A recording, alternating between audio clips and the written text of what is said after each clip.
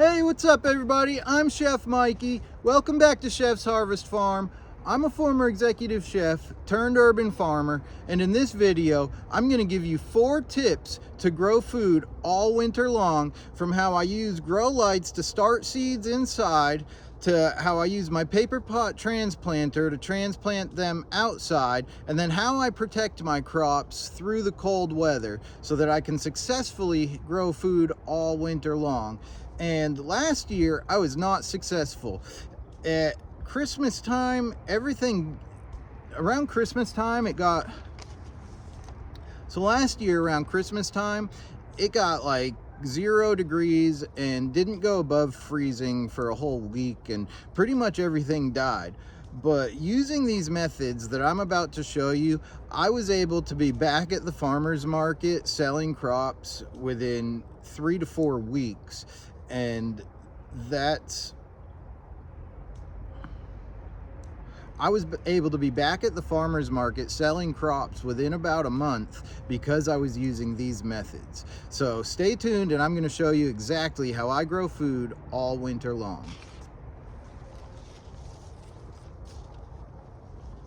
So tip number 1 is start seeds indoors using grow lights. Now these grow lights, I have specific grow lights that I use that I bought from Amazon, and I'll leave the link down below so that you can click on that link and see the exact grow lights that I'm using, along with the shelving system that you see here. So if you do want to purchase it and you purchase it through those links, it actually helps support the channel. So I'm greatly appreciative of anybody who chooses to purchase items that way. And then I also have this indoor grow tent where I'm gonna start all my peppers in there. So I've got like really nice peppers to go outdoors into the garden in the summer, and we'll go into that in another video. I'll show you all about the grow tent and everything.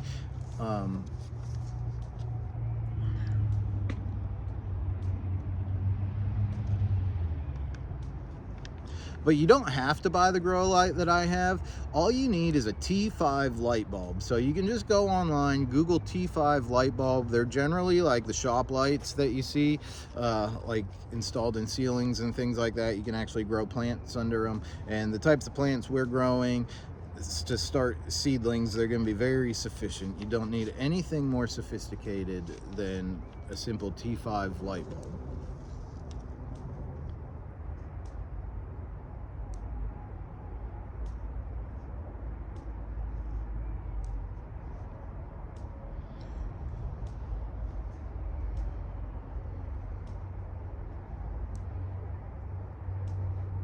So I start my seedlings in my basement. I've got a nice little table set up and everything stored right there for my soil. We'll go over how to start seeds in a different video, but for all intents and purposes, assuming that you know how to start seedlings, you would start your seedlings in the trays the same way. I use the Paper Pot Quick Click seed dropper. So it's really fast. I can plant like dozens of trays in like an hour or two, a couple hours.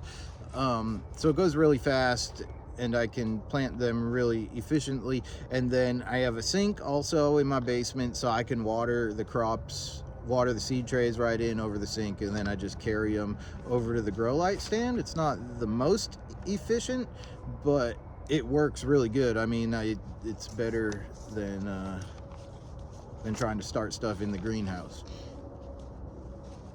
So you want to grow the seedlings as big as you can inside to give you the best head start possible. So you can really achieve this by using like 72 cell trays if you're hand transplanting, and you can grow things pretty big inside and hand transplant them outside. I'm going to show you how I use the Paper Pot transplanter system. So it just goes a lot faster. So I can plant a whole bed of spinach and lettuce here in just minutes, really, maybe 20 or 30 minutes sometimes, but it's very fast. So tip number 2 is to make sure you harden off your plants before you plant them out. So you can't just take plants from the grow lights and then bring them outside and plant them into your garden. They'll just die no matter whether it's warm, cold, or anything, because you need to adjust them to the atmosphere that you're about to put them in. So we're going to want these plants to survive freezing cold temperatures. And to do that, once you have your seedlings pretty big, as big as you want them to go out, you're going to want to bring them outside so they can adjust to like the sunlight and the wind and the atmosphere. And you're going to want to expose them to some type of cold temperatures, but you don't want to let them freeze. So you can do this by kind of bringing them outside during the day, and then if it's going to be really cold at night, put them somewhere like in your garage. For me, it's my greenhouse, but maybe you don't have a greenhouse. When I was getting started, I didn't have a greenhouse, but I had a grow light, so I was starting seedlings inside under grow lights, and then I'd harden them off like this. I have like a back deck, so I'd put them under the back deck. And that way they don't get the frost on them, but then you can bring them back out during the day, and that's going to help harden them off. Because otherwise, if they don't have this type of acclimation when they're in the field and it gets cold, then they're just going to die and they're not going to survive.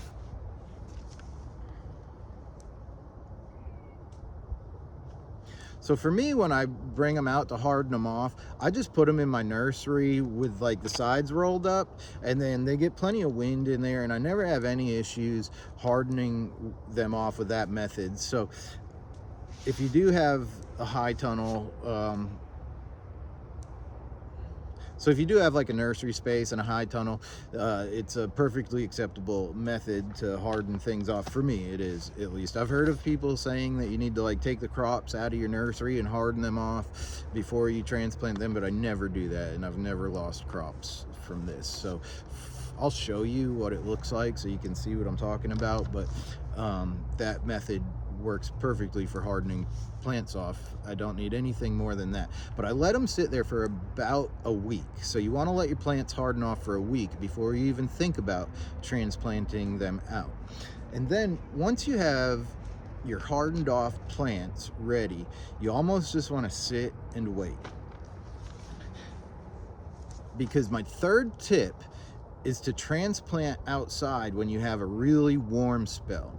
So today is the end of November. Tomorrow's going to be December 1st. So for all intents and purposes, it's the middle of winter. Or at least the beginning of winter. It's cold, you know. So it was 20 degrees 2 nights ago, and I had the whole garden covered in Agribon, but everything looks great, as you can see. The only thing I've really noticed is some damage on the turnips where they weren't above the ground, and so I should have given those a double layer of protection probably. But now that I've made it through that cold snap, the forecast, we don't have any freezing temperatures that I can see for 3 weeks. And that can always change, but it's what I can work with, you know. And then it's also supposed to rain the next couple of days. So I basically got through this cold snap, and when it was 20 degrees, I brought all the plants in, put them under the grow lights, and then now I'm bringing them back out. And they're already hardened off. They're perfect, ready to go. They don't need anything more than what they've already had. They've been sitting out here for weeks. And so today's the day that we need to get them in, because it was freezing cold the last 3 nights. I've had my garden covered for 3 whole days, and now I got it uncovered, and there's no cold weather in the forecast for at least 2 to 3 weeks that I can see, and it's supposed to rain. So it's going to be perfect conditions to get these plants in the ground.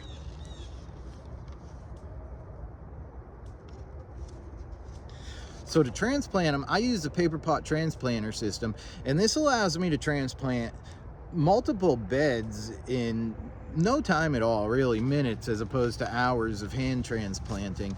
Now I totally get it that might not be your And I totally get it that not everybody has a paper pot transplanter, and if that's your situation, just hand transplanting the regular way. I did it for years before I bought the paper pot transplanter.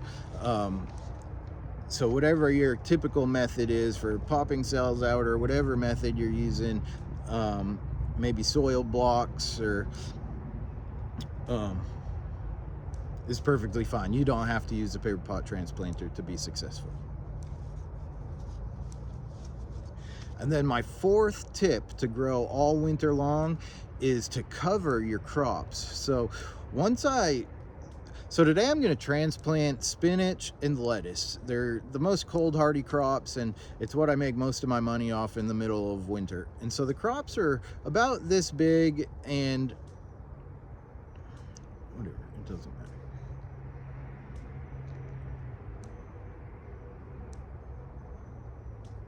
So I've got 3 high tunnels, and I'm about to build a 4th one. It's back there on the ground right now. So that's one way that I can cover crops, right? Plant them in my hoop houses and then they stay covered. And if it gets really cold, I'll put hoops inside the hoop house and cover them inside the hoop house. And with those methods, I've made it through really cold nights down below 20 degrees, and it works great. But outside the greenhouses, you can see I've still got a ton of crops, and we've made it through 20-degree nights. I think it was 19 a couple nights ago. So just with this, it's Agribon 50, which is a material that they use just to cover crops when it's cold out. And I'll leave a link in the description for that also. So if you want to buy yourself some Ag 50, you can grab that through the links in the description.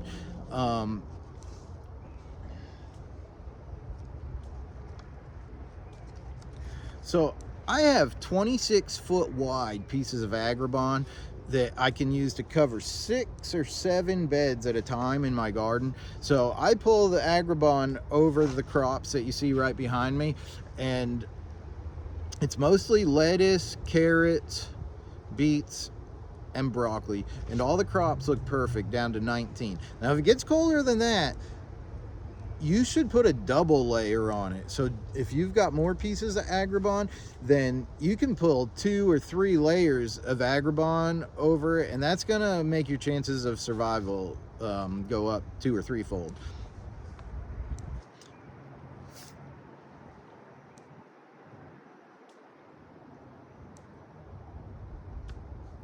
So using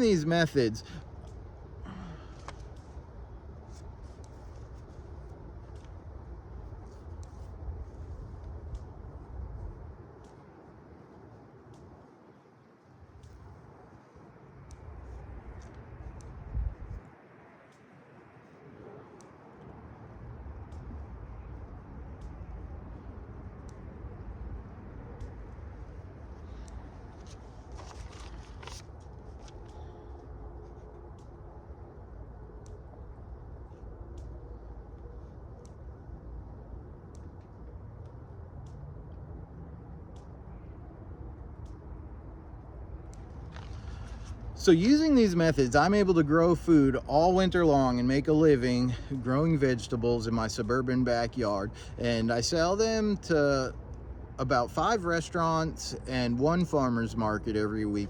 And I'm generally able to produce a minimum of $1,000 worth of revenue every week all winter long. There are some breaks. There's like a month break, so that really helps for me to like harvest stuff and get it replanted. So I can have more stuff in like a month. But other than that, I grow food all winter long for a living using these methods. So I really hope you can follow some of these tips and implement them in your garden, and that you found some of this information useful. And if you do, I really hope you choose to stick around and like and subscribe to my channel.